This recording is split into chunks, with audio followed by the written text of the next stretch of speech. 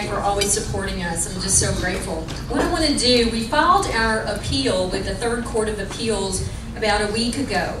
And as we were filing and writing the brief, the case became very, very kind of concise. So what I want to show to you right now is what the legislature has put in place for electronic voting for the state of Texas, and how Travis County and many counties in this state are violating those laws. So how many people in here work on elections? I'd say almost everybody in this room. And I don't know that we understand, at least I didn't when I ran, what the law says the rights of electronic voting are supposed to be. The legislature did a dang good job. I have to give them a lot of credit. We've looked at statutes from Ohio, California, Oklahoma, many states. No one has the degree of detail that we have, and we're very lucky. And I want to put this out there. If a state has such detail on electric voting machines and we're still messing up, what's the answer? Okay? That's a very good question. I want you to consider that. Okay, next. I want to walk through what the Texas Election Code says. All of us in here work on elections, but I'm not sure we know what the law states. The Texas Election Code, and I've got the numbers, and I'm going to hand out, I've got handouts for all of this. Laura? Yes? Can you just bring it up just a little bit? My voice? Okay, you got it. Thank you. Chapter 52 of the Election Code says the vote in an election is by official ballot. Okay, official ballot. The Texas Constitution and our state statutes say what a ballot is. A ballot has to have a unique serial number. You can't vote on any old piece of paper. The Constitution says it and the statutes say it. You have to have the election name on the ballot. You have to have voting squares. You have to have the date of the election. You have to have voting instructions, and it has to say official ballot. This is what a ballot is supposed to have on it. Okay? That's the first principle. Next. Also, the Texas Election Code says what happens with an electronic ballot. Ballots must have a ballot image storage for electronic voting. Ballot image storage, 2 words. Ballot image. A ballot, we just saw what a ballot's supposed to have on it, right?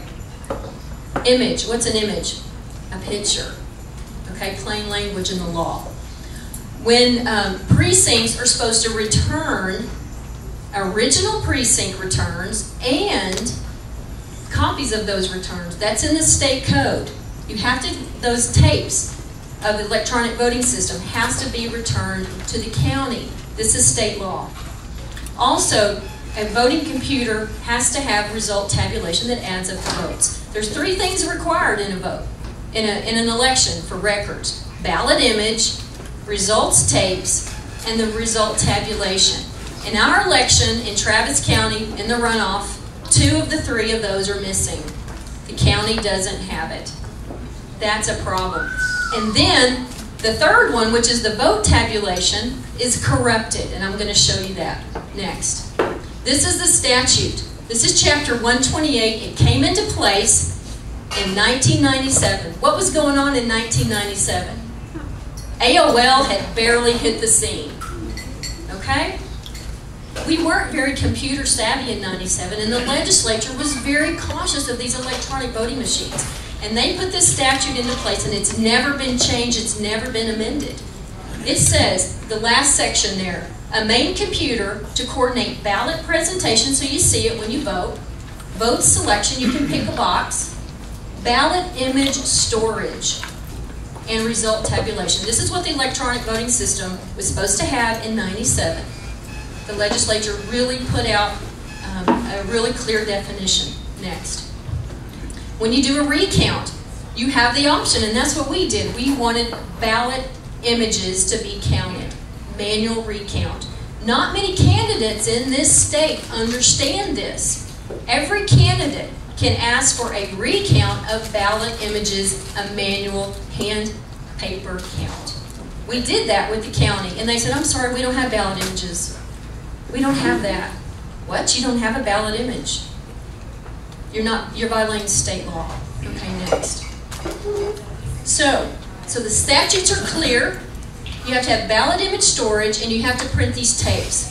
In our election contest, the county doesn't have the ballot images. They have what they call a cast vote record, which does not meet the statute for a ballot. Okay? Also, they instructed the election judges not to print the tapes. Don't print the results tapes. 2 out of the 3 election records are missing. How many of you have been election judges? Anybody been election judge? You're supposed to print the tapes. The county told them not to do it, and we're going to show you what they did next. So this is what the e-slate looks like, and this is what the ballot looks like. It's got the instructions, the boxes, all of that. Okay, next. This is what the county produced. They produced these cast vote records, which do not have a unique serial number. They don't have the boxes. They don't have instructions. They don't have all the candidates' names. It doesn't even have the date of the election or the name of the election on it. This is what the county produced. Does it look like a ballot? No. This is happening across the state of Texas. I've had many candidates call us and say, they're not producing these ballot images. We've had county directors say, election directors say, we can't produce these, we can't print them. Well, you're violating state law. Yes, sir. What's the barcode with the thing on the side? The barcode is the serial number, Trent. That's a great question. This right here is the serial number. Okay. So the paper ballots, the mail-in ballots, meet the criteria of an official ballot. It has all the what's supposed to be there. So that's Okay? the mail-in ballot. That's the mail-in ballot. This is the Travis County mail-in ballot. This is the cast vote record. So they don't Okay. bother to have a serial number that... There's no serial number to this. There's nothing. You So can't this determine a date based on anything on that right side of it. doesn't have the date, doesn't have the name of the election, doesn't have any of these criteria that are required by the Texas Election Code. Again, the legislature did a really good job setting out the definitions. Okay, not a lot of states do this. We are one of them that does. Okay, next. Now, when the voting happened on election night, you're supposed to save the tape. That's the backup record in case the computers or the memory cards, get corrupted or there's a fire or something. The judges take these home. They make a print. They do multiple printouts. They do one for the county. They do one for themselves, and they sign it. Press one more. The judges were told on election night, don't print the tally. This is in violation of state law because election judges are supposed to sign it, return it, and if you don't return this, it's a misdemeanor. Every judge in this Travis County committed a misdemeanor crime by not printing the tape and turning it in. A, B, or C, misdemeanor. I think it's a B. Okay, yes, sir. Which judges in Travis County had authority over these election commissions? When you're an election judge, you're a judge for a day. You have all the rights and duties of a district judge. Who appoints them?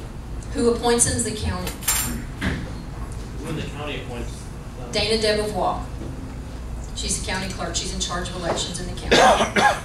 So every judge, Republican and Democrat, who were there and did not print the tapes, all committed a misdemeanor. All right? This is serious stuff. It's not monopoly when you're an election judge. Okay, next. We had poll watchers. Ray was a poll watcher for us, and we had other poll watchers. They were not allowed to sign the tapes because they weren't printed. This again is actually another misdemeanor, blocking a poll watcher. So the law is being broken across the board in Travis County. Next. Not only we don't have these 2 records, serious problems, mistakes occurred during the election. We had more ballots than voters' names in early voting. We had mobile ballot box corruption errors. I'm going to show you those. We had security breach of the electronic voting machines. There were seals that were broken. We had log-ons. In one case, there was a log-on for 10 days on the main computer at county. How many people in here, their computer logs off after 15 minutes? Okay? At the county, there's no 15-minute log-off. There's a case, and I'll show you, 10 days it was open nonstop. Who had access to that 24 hours a day? There's a problem. There's a security breach there. They obstructed poll watchers, and we have statistical analysis showing repetitive mathematical patterns that make the result tabulation suspect. And we have an expert that says, yeah, there were problems with the voting. So we're going to show you that next. So here's multiple voter IDs were counted more than once for their ballot by mails. Looks like there were several voter IDs that ballot by mails were turned in up to 3 times. Okay, that's a problem. How did that happen? Next. 15 out of 18 precincts had more ballots than names in early voting. 15 out of 18. That doesn't work. That's 80 ballots. Okay, there were 80 ballots during early voting that didn't have names. When you say names, you mean registered voters? No, Trent, you know this, during early voting, and Michael knows this, during early voting, you get lists of who voted, right? Yeah. I went and looked at those lists and compared it with the number of ballots. There were more ballots than voters' names in early. Yeah. So does that have, were they saying that those were invalid or inactive voters? They never responded to this topic. They never explained it. Okay. We know there's a problem though, right? Yeah. Okay. The biggest thing though that we got during discovery of our case, and this is a big part of the appeal, is the mobile ballot boxes or the memory cards where the votes are being stored. That's where the ballot image is supposed to go. All right? We saw in discovery, they gave us the audit logs. We asked for the audit logs of the voting machine. No candidate in the country has ever gotten this, ever. We've been doing electronic voting for what, 13 years? No candidate. We've all had problems with these things, but no one's gotten this far. So what we did, we got the audit logs. Next, I want to show you. So what happened was, we got these audit logs that showed this error. I don't know if you can read it, but it says invalid, corrupt mobile ballot box. A corrupt memory card. We had 9 of those errors on election night. What's interesting is, you see it's very systematic. You have the error code, and then they start adding in locations where votes are coming in. Grant AME Worship Center, Fiesta Central, Fiesta Mart, River Oaks, County Tax Office. And then again, another corruption error, and then more votes being added.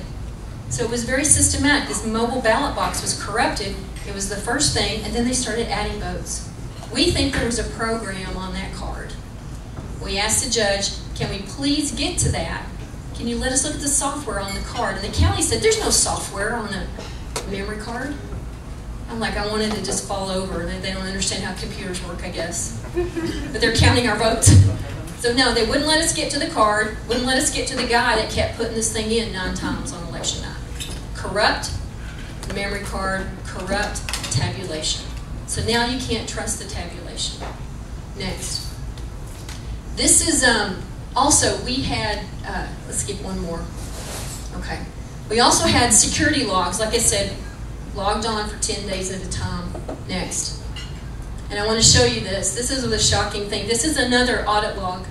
If you can see this, they were logged in on 11/21 and logged out 10 days later on 12/1. Does anybody see a problem with that? And what does it say? Mobile ballot box ID. That's the last entry before they log out 10 days later. So this mobile ballot box was open for 10 days? Yeah. Okay, and then again, on 12/1, you see right here, 12/1, and then logged out 9 days later.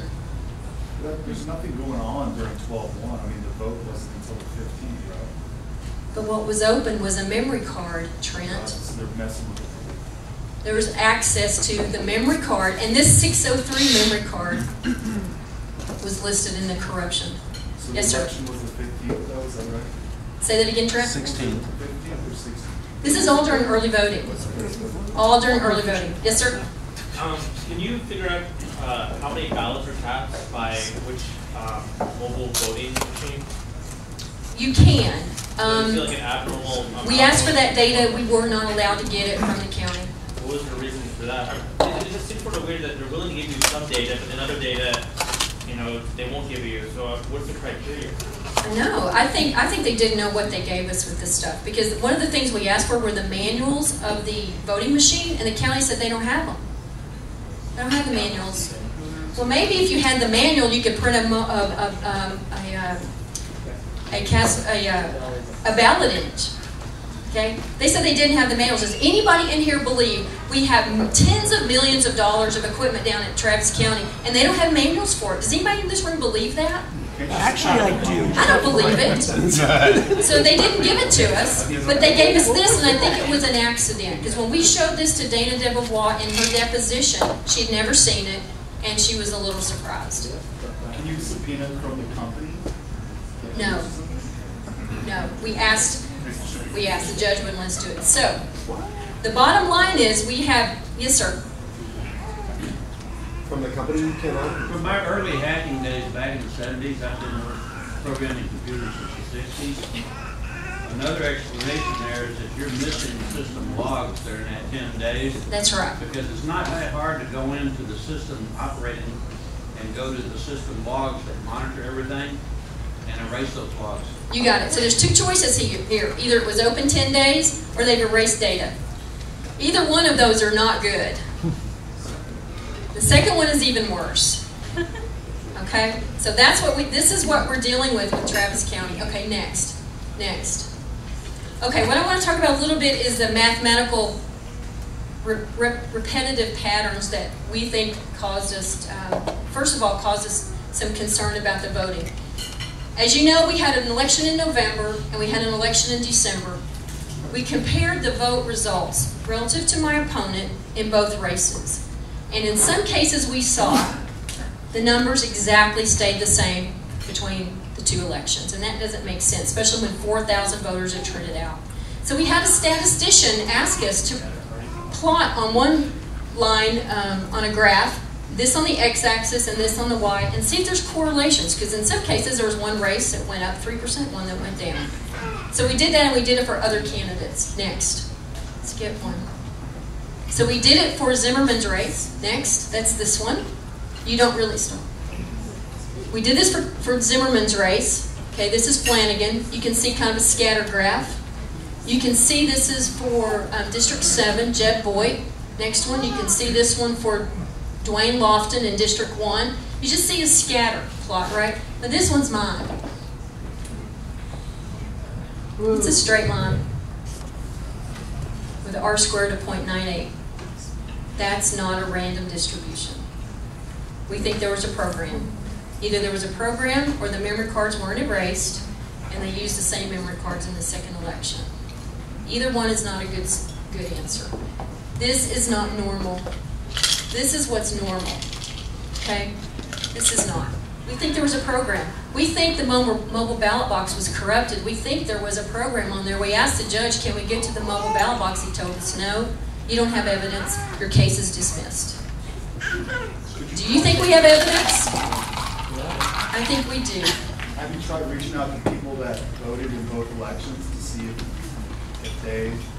We started doing that, Trent, but people were uncomfortable with having the discussion, so we stopped. Yeah, voters are not the ones doing the problem here, right? They're the victims of this. Okay, next. So the bottom line is, we appealed this because we think we have evidence. We wanted more evidence, and the judge threw us out. So that's our appeal.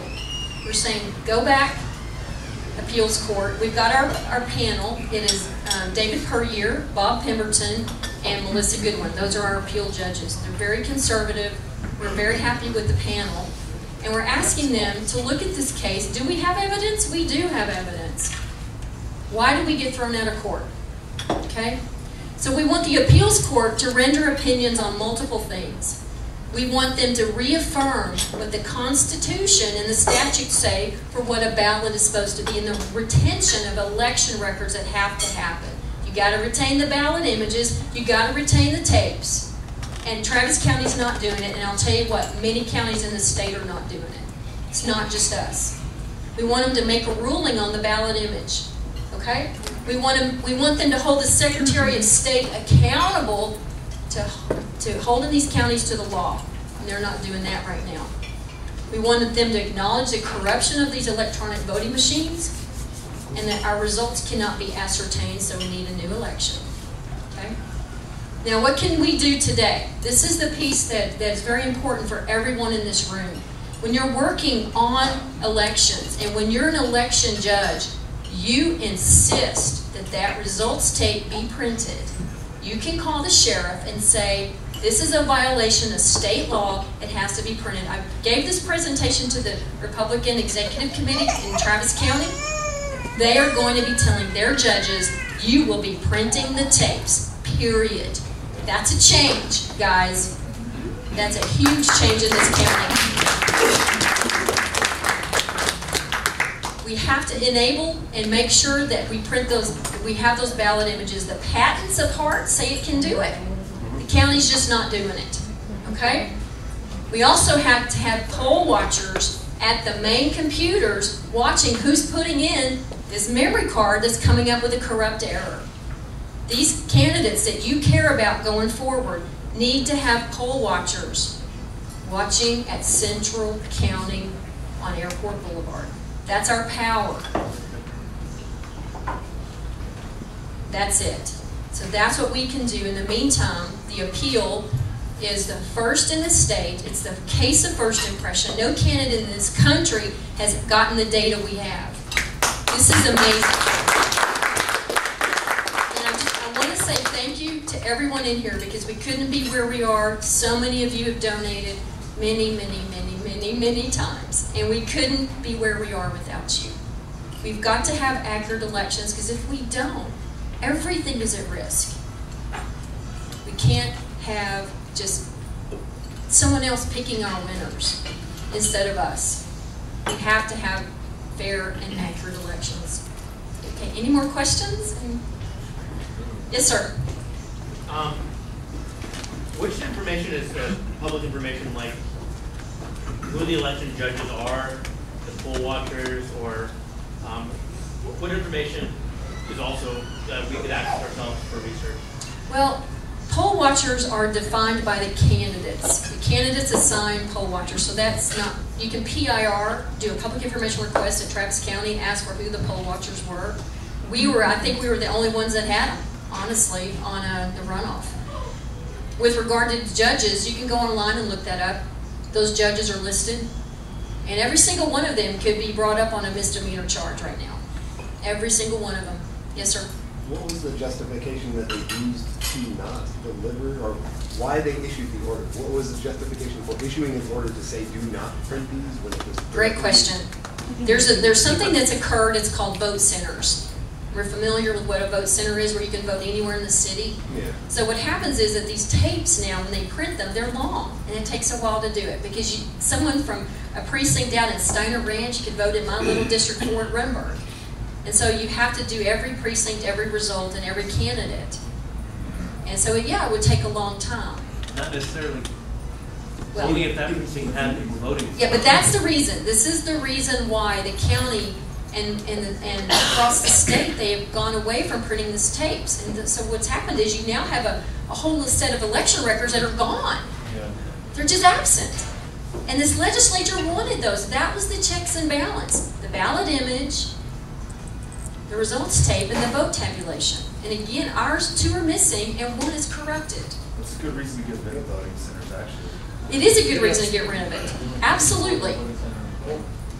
And actually, the county was not supposed to do a vote center in the runoff. The statutes list out what you can use for vote centers, and a general runoff is not one. So we shouldn't have even had vote centers in the runoff. That's even that's part of what they messed up. Brett?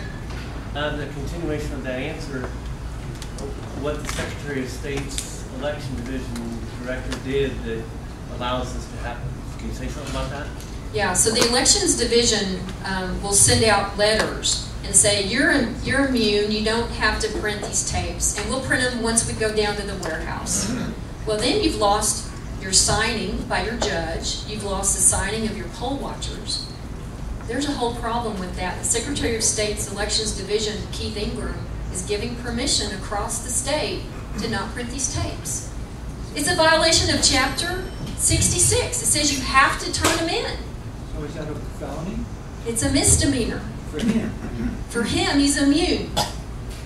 That's why this appeal case is so important, guys. Here, I want you to hear me out. This is why this appeal case is so important. Someone needs to tell these guys who have immunity within their own system, the appeals court, you're not following the law. This is the law, you got to do it.